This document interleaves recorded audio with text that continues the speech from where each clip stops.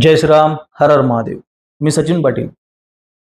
प्रसाद वेदपाठक नावाच्या social media इन्फ्लुएन्सरने ज्या पद्धतीने त्याच्या सोसायटीमध्ये जैन मुनींना चालण्यासाठी जे पांढरे पट्टे मारलेले आहेत टाईल्सवर, म्हणजे त्या याच्यावर पेवर ब्लॉक्सवर, त्याचा विरोध केला कडाडून. आज इथे पांढरे पट्टे मारलेले आहेत, उद्या हे आमचं दमन करतील, आमच्यावर अधिकार दाखवतील, अशा पद्धतीचा त्याचा युक्तिवाद होता. जैन मुनींच्या अनवाणी पायाखाली मराठी अस्मिता चिरडली जात आहे असं त्याचं म्हणणं आहे.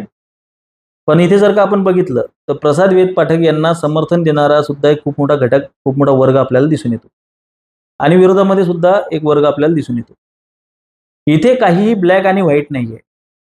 इथे 100% चूक आणि 100% बरोबर ह्या टोकाच्या भूमिका आपण घेऊ शकत नाही. ही गोष्ट आपण समजून घेतली पाहिजे. इथे आपण आपल्या विवेकाचा वापर करणं गरजेचं आहे. तो याच्यासाठी की जेव्हा प्रसाद वेदपाठकाच्या समर्थनार्थ लोक तिथे बोलत आहेत तेव्हा आपल्याला लक्षात येतं की ते ज्या पद्धतीने या परकीय परप्रांतीय लोकांच्या दमनाचा ते शिकार झालेले आहेत, ज्या पद्धतीने त्यांनी भोगलेले आहे त्या पद्धतीचे अनुभव ते तिथे शेअर करताना आपल्याला दिसत आहेत. आणि ते करत असताना आणखीन ही जी मध्यंतरी घटना घडली की ओला उबेरच्या एका कॅब ड्रायव्हरने ज्या पद्धतीने एका वृद्धाला मारहाण केलेली आहे आणि तो सुद्धा परप्रांतीय आहे, अशा पद्धतीच्या घटना आगीत तेल ओतण्याचं काम इथे करतात. हा सुद्धा एक मुद्दा आपण लक्षात घेतला पाहिजे. दुसरीकडे प्रसाद वेदपाठकला विरोध होत असताना आपल्याला जर का कमेंट बॉक्समध्ये आपण बघितलं किंवा लोकांच्या जर का प्रतिक्रिया घेतल्या तर स्वतःच्या पत्नीला बाथटबमध्ये नागडं दाखवणाऱ्या व्यक्तीने इथून लोकांची सुरुवात आहे, ही लोकांची भाषा आहे. व्यक्तिगत जीवनामध्ये कोण काय करतं याचा संबंध असू नये, त्याने सामाजिक भूमिका जी मांडलेली आहे त्याच्यासोबत, हे जरी खरं असलं तरी सुद्धा स्वतःच्या पत्नीच्या बाथरूममध्ये कॅमेरा घेऊन जाणं हे व्यक्तिगत जीवनाचा भाग असू शकत नाही. हे सुद्धा सुज्ञ लोकांनी समजून घेणं आवश्यक आहे. सवंग प्रसिद्धीसाठी स्टंट करणारा हा व्यक्ती आहे आणि या व्यक्तीने जेव्हा त्याला त्याच्यात विजय मिळाला की मी त्या पांढऱ्या पट्ट्यांवर बसून मी सामिष भोजन करेल, मी तिथे मांसाहार करेल, असं त्याने जाहीर केल्यानंतर ज्या पद्धतीने सोसायटीने त्या पांढऱ्या पट्ट्यांवर रंगबिरंगी पट्टे मारून तिथे म्हणजे त्यांची सरशी झाली वेदपाठकची आणि जैन लोकांना, तिथल्या जैन समुदायाला तिथे माघार घ्यावी लागली. त्यावेळी समोर येऊन हा रडणारा व्यक्ती, हा जो स्टंट करणारा व्यक्ती आहे, हे आपल्याला दिसती गोष्ट आहे की या व्यक्तीचे उद्देश जे आहेत ना, ते उद्देश जेन्युइन नाही आहेत. पण त्याच्यातून जे झालेलं आहे सिद्ध साध्य की बाबा सोसायटीच्या खर्चातून या पद्धतीने पट्टे मारून घेणे ही गोष्ट चुकीची आहे. एक गोष्ट लक्षात घेतली पाहिजे की हा स्टंटचा मुद्दा नाहीये, हा सवंग प्रसिद्धीचा मुद्दा नाहीये. इथं डोक्याला जखम झालेली आहे आणि पायापर्यंत रक्त वाहत गेलेलं आहे, संपूर्ण अंगावर घाव होते आणि ते घाव भरल्यानंतरही समोर येऊन जर का मी रडायला सुरुवात केली असती आणि लोकांना जमा करायला सुरुवात केली असती की बघा मी किती सहन केलेलं आहे, आम्ही फक्त हमाल भारवाही, मी कर्तव्य बुद्धीने काम करतोय आणि याचं जेही काही होत असेल ते त्याचं आहे, ते त्यालाच अर्पण आहे. आता हा तर बिचारा नास्तिक आहे, त्याच्यामुळे त्याला स्टंट करणं भाग आहे या भौतिक सुखासाठी, भौतिक प्रसिद्धीसाठी. पण मी फक्त माझ्या कर्तव्य बुद्धीनं काम करतोय असं समजणारा व्यक्ती कधीही अशा पद्धतीचे स्टंट करत नाही. लक्षात घ्या. इतकं जास्त विक्टिम कार्ड खेळण्याची आवश्यकता आहे असं मला वाटत नाहीये. Because it is not about me myself, it is about society, it is about our dharma. तर आपण एक गोष्ट लक्षात घेतली पाहिजे की एवढी सवंग प्रसिद्धी मिळवण्याच्या मागे असलेल्या व्यक्तीने समाजाचं या गोष्टींमध्ये नेतृत्व करावं आणि त्याच्यावर मला भाष्य करायला लागावं, हीच पहिली गोष्ट म्हणजे शर्मीची बाब आहे. आता राहिला प्रश्न मराठी अस्मितेचा, की मराठी अस्मितेवर भाष्य करण्यासाठी जो अधिकार प्राप्त आपल्याला करावा लागतो, सुद्धा मान्य आहे की बऱ्याच ठिकाणी ती लोक अधिकार दाखवण्याचा प्रयत्न करतात. हा संघर्ष आहे का? तर 100% आहे. जैनांसोबत संघर्ष आहे का? ज्याला असं वाटत असेल की नाही आहे, तर त्यांनी गिरनारकडे स्वतः जावं आणि गिरनारमध्ये काय परिस्थिती आहे ती बघावी. आदरणीय भीष्माचार्य निवृत्ती महाराज वक्ते, जे हिंदुत्वाचे प्रखर समर्थक होते, पुरस्कर्ते होते, त्यांचं सुद्धा एक म्हणणं असायचं की जैन, बौद्ध, शीख हे जेही पंथ आहेत त्या पंथांना असं म्हणू द्या की ते तुमचे आहेत, तुम्ही स्वतःहून जाऊन त्यांना इतकं लाळ लावण्याची आवश्यकता नाही. हे सुद्धा वक्ते बाबांचं म्हणणं होतं की हिंदूंनी नेहमी मोठ्या भावाच्या भूमिकेत असलं पाहिजे. या दृष्टिकोनातून जरी विचार केला तरीही ही गोष्ट चुकीची आहे, हे आपण समजून घेतलं पाहिजे. मी डॉक्टर आवटींचं उदाहरण इथे याच्यासाठी दिलं की त्यांना जेव्हा ते ह्या लोकांना विरोध करतात तेव्हा मी पाहतो की त्यांना तो अधिकार आहे, त्यांनी तो अधिकार प्राप्त केलेला आहे. स्वतःच्या मुलीला शिकवत असताना मराठी माध्यमातून शिकवणे आणि ती शाळा, त्या शाळेचा खर्च उचलणे किंबहुना ती शाळाच दत्तक घेणे, बाहेरच्या शाळेमध्ये इंग्रजी शाळेमध्ये खूप जास्त खर्च केल्यापेक्षा मी एक अशी मराठी शाळा तिलाच मी दुरुस्त करून तिथे माझ्या मुलीला शिकवेन. आणि एवढंच नव्हे तर मराठी उद्योजक निर्माण करणे, त्यांच्या पाठीशी ठामपणे उभे राहणे, त्यांच्या पाठीशी खंबीर उभे राहणे आणि कुठल्याही पद्धतीने बाहेर द्वेष न दाखवता, कुठल्याही पद्धतीने दुसऱ्याची रेष कापण्याचा प्रयत्न न करता स्वतःची रेष कशा पद्धतीने मोठी होईल हा प्रयत्न करणारे अशी लोक जी आहेत आमचे सुनील आवटी सारखी लोक, डॉक्टर सुनील आवटी सारखी लोक, ही लोक समाजाला आदर्श देऊ शकतात आणि या लोकांना अधिकार आहे त्या विषयावर भाष्य करण्याचा, मराठी या विषयावर बोलण्याचा. स्वतःच्या मुलांना जेव्हा मी पाहतो की एखादा पोरगा येतो आणि त्याला धड मराठी बोलता येत नाही, मम्मा मला ॲपल कट करून दे असं म्हणणारा किंवा हिंदीत भाष्य करणारा, त्यांची सुद्धा मराठी अस्मिता ठाकरे कुटुंबाने सांगितल्यावर जर का जागृत होत असेल तर मी ठाकरे कुटुंबाबद्दल सुद्धा एक गोष्ट तुम्हाला, let me clear one thing. पहिली गोष्ट लक्षात घ्या की एकदा राजसाहेबांनी, एक जनरली सगळ्यांना माहिती आहे की मला राजसाहेबांचा बऱ्याच गोष्टींमध्ये खूप आदर आहे, पण मी हे कार्यकर्त्यांसाठी सांगतोय की कार्यकर्त्याचे जे झोकून देऊन तुम्ही काम करताय ना, त्यांनी काही गोष्टी लक्षात घेणं गरजेचं आहे की मराठी अस्मिता हे राजकारणाच्या पलीकडे आहे. त्यासाठी मी हे उदाहरण देतोय की राजसाहेबांनी एका भाषणामध्ये मधुकर पिचळ यांच्या आडनावावर जोक क्रॅक करत असताना, त्यांच्या आडनावावर त्यांनी एक जोक क्रॅक केला, त्यांनी त्याच्यावर एक टिप्पणी केली, ते एक विनोद बुद्धीने केलं आणि त्यांनी पिचळ साहेबांनी सुद्धा ती विनोद बुद्धीनेच घेतलंय. पण मी तुम्हाला इथं नामाचं महत्त्व सांगतो काय आहे तर, की ते म्हणतात की पिचड चिपाळ असं जर का माझं आडनाव असतं तर मी हिमालयात निघून गेलो असतो. हा विनोद बुद्धीने केलेला त्यांनी जोक आहे, तिथपर्यंत ठीक आहे. पण आडनावावरून मला एक गोष्ट आठवली अचानक आणि नंतर मी त्याच्यावर थोडं सर्च केल्यावर नंतर मला एक समजलं की ठाकरे हे आडनाव कसं आलं. म्हणजे हे जे सीताराम धोपटकर हे पनवेलला आले आणि ते धोपटकर होते, धोपट किल्ल्याचे ते किल्लेदार होते आणि ते किल्लेदारीमुळे त्यांना धोपटकर आडनाव मिळालेलं होतं. पनवेलला आल्यानंतर ते पनवेलकर झाले, कारण की तेव्हा गावावरून आडनाव ठेवण्याची आपल्या इकडे सवयच होती, अजूनही ती आहे. आणि मग हे पनवेलकर पुढे चालून काय झाले, ठाकरे झाले. केशव सीताराम ठाकरेंनी ठाकरे हे आडनाव घेतलं. ठाकरे हे आडनाव का घेतलं तर त्याच्या मागचं कारण फार रंजक आहे की एक पाश्चिमात्य लेखक विल्यम मेकपीस ठाकरे यांना प्रभावित होऊन, या ग्रंथकाराला, या नॉव्हलिस्टला प्रभावित होऊन त्यांनी स्वतःचं आडनाव ठाकरे करून घेतलं.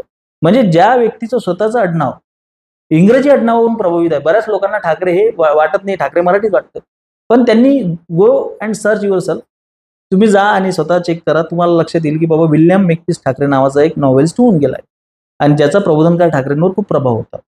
अशा व्यक्तीने पिचड साहेबांच्या आडनावावर बोलणं म्हणजे फार कमालीची गोष्ट आहे. पण असो, हा आपला मुद्दा नाही आहे. मुद्दा हा आहे की जेव्हा ठाकरे कुटुंबातल्या एखाद्या मुलाला असं वाटतं, ऐश्वर्या ठाकरेला, की त्याला त्याचं करिअर बनवायचं आहे, तेव्हा तो अनुराग कश्यप सारख्या भैयाच्या नादी लागून तो निशांची नावाच्या चित्रपटातून स्वतःला एंट्री करतो आणि त्याच्यात सुद्धा त्याच्या कॅरेक्टरचं नाव आहे अँटोनी मोंटेना, म्हणजे टोनी मोंटेना, जे स्कारफेस मधल्या अल पचिनोचं नाव आहे. म्हणजे बघा किती किती आपण तिकडे जातोय, म्हणजे उत्तरेतून डायरेक्ट आपण पाश्चिमात्यांकडे जातोय. जेव्हा स्वतः आदित्य ठाकरेला अल्बम बनवावा असं वाटलं गीतकार म्हणून, तेव्हा त्याने सुद्धा काय केलं की बाबा हिंदी अल्बम बनवला 2008 मध्ये. किंवा ज्या पद्धतीने स्मिताताई ठाकरेंना असं वाटलं की बाबा आपल्याला चित्रपट बनवायचे आहेत, तेव्हा त्यांनी सगळे हिंदी चित्रपट बनवले. जेव्हा पैसा कमवण्याची वेळ येते तेव्हा आपली अस्मिता किंवा आपल्या घरामध्ये जेव्हा नाव ठेवलं जातं तेव्हा आपण कियान हे नाव ठेवतो, ज्याचा मराठीशी काही संबंध नाही. आज रोजी रितेश देशमुख सारखं जर का आपण उदाहरण घेतलं की बाबा मराठी अस्मिता, शिवाजी महाराज, पाटील तुमचं चुकतंय, तुम्ही हे करताय, ते मराठी माणसं, मराठी मराठी मराठी मराठी. रिहान आणि राहिल नावाची आपली स्वतःची 2 मुलं आहेत ज्यांचा मराठी सोबत काही संबंध नाहीये. तुम्ही म्हणाल की बाबा नावात काय आहे, विल्यम शेक्सपियरनं म्हटलेलं आहे, what's in name, if rose called by other name would smell sweet. अरे बाबा ती पाश्चिमात्य फिलॉसॉफी आहे, आपली भारतीय फिलॉसॉफी ती नाही आहे. आपल्या भारतीय फिलॉसॉफीमध्ये अजामेळा पापी आहे, पण त्याने जेव्हा त्याच्या मुलाचं नाव नारायण म्हटलं तेव्हा त्याचा उद्धार झालेला आहे. किंवा एका गणिकेने जेव्हा तिच्या पोपटाचं नाव राघू घेतलंय तेव्हा तिचा उद्धार झालेला आहे. अशा पद्धतीने नामाचं इतकं महात्म्य, नामन मध्ये ज्याची वाचा दो लेख दो बापाचा, नामन म्हणे ज्याचे तोंड ते चर्मकाचे कुंड, हे जेव्हा जगद्गुरु तुकोबारायांनी सांगून ठेवलेलं आहे. आपण एक गोष्ट विचारात घेतली पाहिजे की बाबा आपण नावासारख्या एका साध्या गोष्टीपासून मराठी अस्मिता जपत नाही. आपल्याकडे पोशाख संस्कृती नाहीये, आपल्याकडे खाद्य संस्कृती नाहीये. राजपुतांचा इतिहास NCERTने का मान्य करावा, आपला का मान्य करू नये? कारण की ज्या पद्धतीने राजपूत राजपूत राजपूत बिंबवल्या गेलेले आहे, ज्या पद्धतीने त्यांनी त्यांची शान व शौकत, त्यांची संस्कृती परंपरा पद्धती त्यांनी जिवंत ठेवलेल्या आहेत. आज आपल्याकडे साधा आपण खाद्य संस्कृती म्हटल्यावर पुरणपोळीच्या आधी आपल्याला वडापाव आठवतो. 80च्या दशकामध्ये निघालेला तो वडापाव आज आपल्याला आपली खाद्य संस्कृती वाटते. त्याचं मला नाव ठेवायचे नाहीत, वडापाव हे उत्कृष्ट आहे, त्याने तिथला तो कामगार जगवलाय, वडापावने, मिल कामगार, त्याच्याबद्दल राग नाहीये. पण आपल्याकडे संस्कृतीच्या नावाखाली आहे काय? अरे भाई चल आज आपण वडापाव खाऊ, अशी पोरं सुद्धा येऊन जेव्हा तुम्हाला मराठी अस्मितेच्या गप्पा सांगायला लागतात. अरे ज्या मराठीला आज ज्ञानेश्वरीमुळे अभिजात दर्जा, अभिजात श्रेणी मिळालेली आहे, त्या ज्ञानेश्वरीचा गंधही नाही, स्पर्शही नाही, अशी पोरं जेव्हा आपल्याला मराठी अस्मितेबद्दल बोलायला शिकवतात किंवा आपल्याला मराठी अस्मितेबद्दल शहाणपणा शिकवतात किंवा त्या जैन मुनीच्या पायाखाली कुठली मराठी अस्मिता तुडवल्या जात आहे, असा जेव्हा आम्ही प्रश्न विचारतो तेव्हा मराठी भैया स्पॉटेड म्हणतात. वास्तविक पाहता त्यांच्याशी सर्वात जास्त संघर्ष आम्हीच केलेला आहे. त्या कबुतरेच्या विष्ठेचा प्रश्न जेव्हा निर्माण झाला तेव्हा सुद्धा मी त्यांच्या विरोधात बोललो. आणि त्याच्यापेक्षा महत्त्वाची गोष्ट म्हणजे जेव्हा गिरनारचा प्रश्न आहे, जो लोकांना माहिती सुद्धा नाही, तेव्हा सुद्धा मी ठामपणे आपला पक्ष घेऊन तिथे उभा असतो.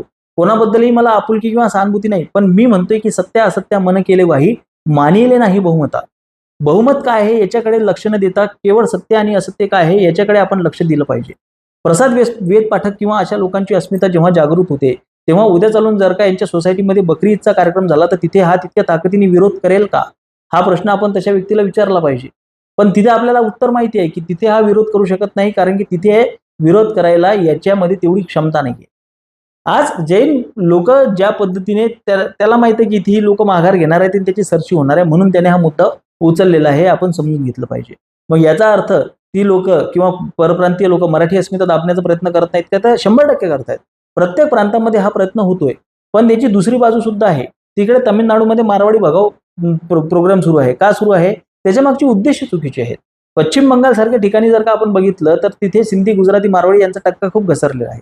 ज्या ठिकाणी या लोकांचा टक्का घसरतो तिथे ती पोकळी भरून काढण्यासाठी आपले मियाभाई पुढे येतात. ही गोष्ट आपण समजून घेतली पाहिजे. जोपर्यंत मराठी पोरांमध्ये ती पोकळी भरून काढण्याची क्षमता येत नाही तोपर्यंत आपण इतक्या ताकदीने विरोध करावा का, हा प्रश्न आपण स्वतःला विचारला पाहिजे. जर का आपण एखाद्या हॉटेलमध्ये जेवण करायला गेलो, तिथला हॉटेल मालक कितीही जास्त मराठी अस्मितेचा भक्त असला तरी सुद्धा त्याला त्याच्या हॉटेलमध्ये काम करायला त्याला भय्ये तिथं ठेवावे लागतात किंवा बंगाली लोक तिथं ठेवावी लागतात. त्याला जर का तुम्ही विचारलं की तुम्ही मराठी पोरं का ठेवत नाही, तर तो तुम्हाला म्हणतो की आणून द्या, मी ठेवणार. आज आपली मराठी पोरं उद्योजक सुद्धा बनायला तयार नाहीयेत. कारण की आपल्याला मुलं फक्त नोकरदार बनवायची आहेत. स्वतःची मुलं इंग्रजी शाळांमध्ये आपल्याला शिकवायची आहेत. पीअर प्रेशरमध्ये आपण आपली मुलं शिकवतोय. आपल्या घरामध्ये गाथा नाहीये, आपल्या घरामध्ये ज्ञानेश्वरी नाहीये, आपल्या घरामध्ये मराठीची परंपरा नाहीये, आपल्या घरामध्ये मराठी संस्कृती नाहीये. 12 जानेवारी पासून तर ते आपल्याला 6 जून पर्यंत जेवढी काही ती मराठी संस्कृती आपल्याला पासूनपर्यंत पण नाही. त्या दिवसाला 12 जानेवारीला, 19 फेब्रुवारीला आणि 6 जूनला आपल्याला फक्त मराठी संस्कृती अनुभवायला मिळते. त्या मुली नथ घालतात, फेट्या बांधतात आणि बुलेट घेऊन फिरतात, तेवढेच काय ते आपल्याला मराठी आपल्याला पाहायला मिळते. आज जर का आपण परदेशामध्ये जर का बघितलं तर न्यूझीलंड सारख्या ठिकाणी मावरी लोकांनी सुद्धा त्यांची संस्कृती जोपासून ठेवलेली आहे. मराठी म्हणजे केवळ मराठी भाषा नाही रे, आणि मराठी म्हणजे याचे चाळे करून सवंग प्रसिद्धी मिळवणं सुद्धा नाहीये. तू लेखा स्वतःची बायको तू उघडी नागडी दाखवतोयस आणि तू मराठी अस्मितेच्या गप्पा करतोयस आणि लोक म्हणतात त्याने काय फरक पडतो. अरे तुम्हाला चपलीनं मारलं पाहिजे, तुम्हाला खेटरानं वळवलं पाहिजे, तुम्हाला काय म्हणजे परदेशी पाश्चिमात्य कपडे घालून तुम्हाला सगळे काही भोग सोहळे करून सगळं फक्त तुम्हाला दुसरा बोलल्यानंतरच तुमची मराठी अस्मिता जागृत होते का रे? दुसऱ्याने तुम्हाला दाबण्याचा प्रयत्न केला तेव्हा तुम्ही म्हणजे अशी गोष्ट आहे की बाबा तू मुसलमान आहे म्हणून मी हिंदू आहे, नाहीतर मी विश्वमानव आहे, जसं या वाक्याला माझा विरोध आहे. त्याच पद्धतीने तू परप्रांतीय आहे म्हणून मी मराठी आहे, नाहीतर मी झंड आहे, च्युती आहे. ही गोष्ट म्हणजे ही अशी गोष्ट झाली की ती स्त्री आहे म्हणून हा पुरुष आहे, नाहीतर आई जळ आहे.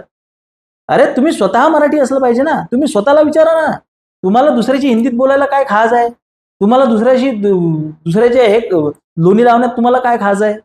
हा प्रश्न तुम्ही स्वतःला विचारा ना. स्वतःच्या पोरांना तुम्हाला मराठी शिकवता येत नाही, त्यांना मराठी संस्कृती तुम्हाला तुमच्या पोराला शुभम करोती शिकवता येत नाही आणि तुम्ही मराठीच्या गप्पा करता. आज मराठी अस्मिता जपणे म्हणजे केवळ कुठल्या आणि एक जेनरसिटी जे उदारमत्वाद आपल्यामध्ये असतो, या जैन मुनीच्या पायाला जे चटके बसतायत त्याच्यासाठी तो पांढरा पट्टा सोसायटीने स्वतःच्या पैशातून तो अंतरलेला आहे. इथे तुमची मराठी अस्मिता इतकी दुखावली गेलेली आहे, ही गोष्ट कायमस्वरूपी लक्षात ठेवा. आता याच्यावरून तुम्हाला कायमस्वरूपी हे भेटणार आहे, लक्षात घ्या. हे उदाहरण तुम्हाला कायमस्वरूपी भेटणार आहे की आता तुमची मराठी अस्मिता कुठे आहे, आता तुमची मराठी अस्मिता कुठे आहे, आता तुमची मराठी.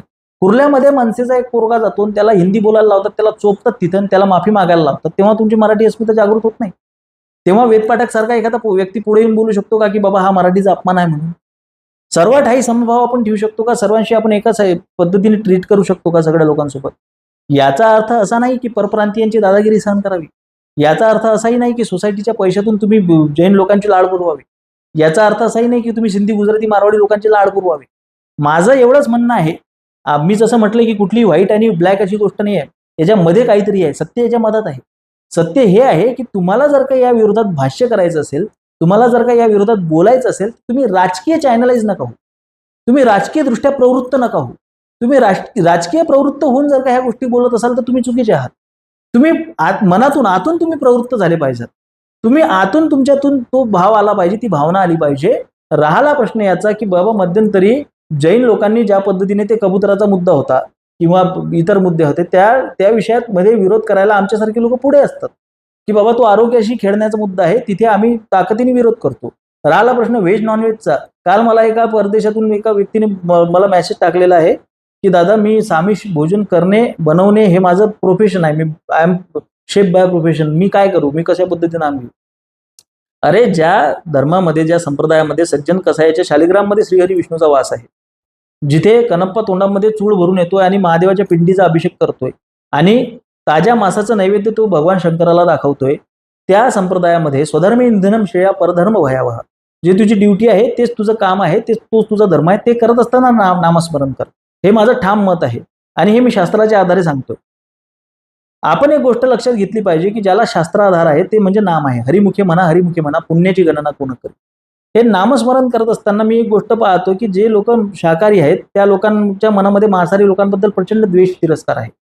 द्वेष आणि तिरस्कार हा अधर्माबद्दल असला पाहिजे. तुम्ही म्हणाल की मांसाहारी अधर्म आहे, मांसाहार करणे हा अधर्म आहे, पण मी अधर्म म्हणजे इथे धर्माच्या मौलिक तत्वांचा उल्लंघन किंवा मौलिक तत्वांचं विटंबन, मी त्याला अधर्म म्हणतो.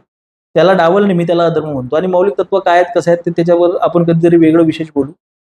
तुम्ही आहाराच्या दृष्टिकोनातून जर का समोरच्याचा इतका तिरस्कार करताय म्हणजे तुमचं शाकाहारी असणं व्यर्थ गेलंय. तुमचं शाकाहारी असणं व्यर्थ याच्यासाठी गेलंय की पहिली गोष्ट म्हणजे सात्विकता निर्माण करणे आणि कुठल्याही प्राण्याच्या ठायी द्वेषभाव नसणे हे शाकाहाराचा प्रमुख उद्देश आहे, हे सात्विकतेचं प्रमुख उद्देश आहे. तर आपण एक गोष्ट लक्षात घेतली पाहिजे की सात्विकता अंगी भिनवण्यासाठी तुम्हाला दुसऱ्याचा द्वेष, तिरस्कार करण्याची आवश्यकता नाही. पण जेव्हा धर्मावर विषय येईल, जेव्हा तुमच्या अस्मितेवर विषय येईल, जेव्हा समोरचा चाल करून येईल, तेव्हा त्याला अंगावर आलेल्या शिंगावर घेणे हे सुद्धा तुमचं पहिलं कर्तव्य आहे. हे तुमचं प्राथमिक कर्तव्य हे आपण लक्षात घेतलं पाहिजे. सामिष भोजनासाठी आज जर का आज मला खूप सकाळपासून फोन येत आहेत की बाबा आजचा काय प्लॅन आहे, आज माझा वाढदिवस आहे, काय प्लॅन आहे, आज एकादशी आहे. मी व्रतस्थ असणे, मी माझ्या पद्धतीने माझा धर्म करणे हे जरी माझं कर्तव्य असलं तर उद्या किंवा आज समजा संध्याकाळी 4 पोरं माझ्याकडे आली आणि त्यांनी जर का म्हटलं की बाबा आम्हाला तुमचा वाढदिवस, मी काय म्हणायचं, तुम्ही घरी जा, मी त्यांना हाकलून द्यायचं. अरे उपवास असणे हे माझं काम आहे, उपवास पाळणे माझं काम आहे. When you are in a Rome, do as a Romans do, ज्या पद्धतीने मी नेहमी म्हणत असतो की तुम्ही सगळ्या गोष्टींशी मिळतं जुळतं घेऊन आधुनिकता, जुनी पद्धती, परंपरा, संस्कृती या सगळ्या गोष्टींमध्ये बॅलन्स ठेवणे आपलं काम आहे. जर का हे बॅलन्स आपण ठेवू शकलो ना तर तुम्ही तुमच्या परप्रांतीयांसोबत सुद्धा तुम्ही तुमच्या सोसायटीत त्यांची दादागिरी सहन न करता तुम्ही त्यांच्याशी कोएक्झिस्ट करू शकता, तुम्ही त्यांच्याशी गुन्ह्या गोविंदांना नांदू शकता, त्यांची दादागिरी सहन न करता. पण हे करता आपल्याला जर का केवळ स्टंट करायचं असेल, केवळ माझीच लाल जर का मला दाखवायची असेल, नाही मी माझे तत्व, माझे मित्र आहेत फार कठोर आहेत आणि ते धर्माचे फार कठोर नियम पालन करतात, त्यांना मी एकदा असं बोलता बोलता आमचा विषय निघाला आणि त्यांना सांगितलं की धर्म म्हणजे चोचले नाहीये, लक्षात घ्या. हे जैनांनी सुद्धा लक्षात घ्यावं, हे हिंदूंनी सुद्धा लक्षात घ्यावं. तुमच्या धर्माचे हे पूर्ण गरजा पूर्ण करताना त्याचा त्रास दुसऱ्यांना होतोय का? तुमचे चोचले होत आहेत का? मी कांदा खाणार नाही, मी लसूण खाणार नाही, मी अमुक खाणार नाही, मी टमुक, हे चोचले होता कामा नये. मी कांदा लसूण खातो, त्याला कारण असं आहे की एकदा मी नॉनव्हेज धाब्यावर मी खाणार नाही असा माझा संकल्प होता, तर त्याच्यासाठी आम्हाला 10 किलोमीटर पुढे जावं लागलं आणि तिथे गेल्यानंतर आमच्या लक्षात आलं की तो धाबा बंद आहे, ते हॉटेल, ते रेस्टॉरंट बंद आहे. त्यानंतर माझ्या असं लक्षात आलं की माझ्यासोबत माझे असलेल्या सहकाऱ्यांची सुद्धा फरफट झाली. अरे नॉनव्हेजच्या बाबतीत जर का असं होऊ शकते तर कांदा लसणाच्या बाबतीत कांदा लसणाची अगरबत्ती कुठं लावता तुम्ही? एक आपण लक्षात घेतलं पाहिजे, सरते शेवटी असं आहे की धर्म म्हणजे चोचले नाही. तुम्हाला विवेकाचा वापर करावा लागेल. परप्रांतीयांची दादागिरी काय आहे आणि त्यांची गरज काय आहे, तुम्ही किती पद्धतीनं उदारमत्वात दाखवलं पाहिजे आणि स्टंट करण्यासाठी केवळ तुम्हाला प्रसाद वेद पाठकला, स्टंट करणाऱ्याला तुम्हाला समर्थन द्यायचं आहे का, की खरोखर जैन मुनींच्या त्या अनवाणी पायाखाली तुमची मराठी अस्मिता चिरडली जात आहे आणि त्याच्यावर भाष्य करण्यासाठी मी किती मराठी आहे, मी किती हिंदू आहे, याच्यासाठी आपण आत्मपरीक्षण सुद्धा करणं गरजेचं आहे. अधिकार प्राप्त मराठी व्हा, अधिकार प्राप्त हिंदू व्हा, नंतर तुम्हाला तो अधिकार प्राप्त झाल्यानंतर तुम्ही त्याच्यावर भाष्य करू शकता. जेव्हा तुम्ही अधिकार प्राप्त व्हाल, इथला जर का मराठी संप्रदाय, इथला मराठी समुदाय जर का 10, 20, 30% जरी अधिकार प्राप्त झाला, तर परप्रांतीय ही समस्याच राहणार नाही. तुम्हाला त्यांच्यापुढे झुकायची गरजच पडणार नाही. तुम्ही जर का तुमची मराठी अस्मिता जपली, तुम्ही जर का तुमच्या पोरांना शाळेत टाकायला सुरुवात केली, तुम्ही जर का तुमच्या नावांपासून, तुमच्या आडनावांपासून, तुमच्या संस्कृतीपासून, तुमच्या खाद्य संस्कृतीपासून तुम्ही जर का सगळं मराठी पण जर का जपत राहिलात, तर कुठं मराठीचा विकास होईल, तर कुठं मराठी समृद्ध होईल. केवळ भांडायसाठी आणि केवळ विरोध करायसाठी जर का तुम्ही केवळ त्यांच्या छातीवर त्यांच्या बोकांडी बसायसाठी किंवा राजकीय उद्देशाने प्रेरित होऊन जर का तुम्ही जर का मराठी अमराठी करत असाल, तर मग त्याचा काय अर्थ उरणार आहे? तुमचे जर का धार्मिक, तुमचं जर का व्रतस्थ असणं, तुमचं जर का संकल्प हे जर का समाजासाठी घातक होत असतील, तर मग तुमच्या धर्माचा काय अर्थ आहे? तुमचं शाकाहारी असणं मांसाहारी व्यक्तीबद्दल तिरस्कार निर्माण करत असेल आणि मांसाहारी व्यक्तीने शाकाहारी व्यक्तींना बुरचट समजत असेल, तर त्यांनी त्याच्या मेंदूचा इलाज करून घ्यावा. तुम्हाला कोएक्झिस्ट करायचं आहे, तुम्हाला परस्परांसोबत राहायचं आहे, तर तुम्ही कुठेतरी येणाऱ्या रानटी असभ्य जमातींसोबत लढू शकणार. त्यासाठी कोणाला तरी थोडंसं लहान बापाचं व्हावं लागेल, कोणाला 2 पावलं पुढे यावं लागेल, कोणाला 2 पावलं मागे जावं लागेल. याच्यासाठी इतका मोठा त्याचा इश्यू करून प्रसाद वेदपाठक सारख्या व्यक्तीने त्याचं हे करणं, नेतृत्व करणं आणि त्या व्यक्तीच्या हातामध्ये नेतृत्व येणं, त्याला हिरो बनवणं, याच्यापेक्षा मोठी लाजिरवाणी बाब दुसरी कोणती असू शकत नाही, असं मला वाटतं. माझे विचार पटत असतील तर सहकार्य असू द्या. धन्यवाद. जय श्रीराम. हर हर महादेव.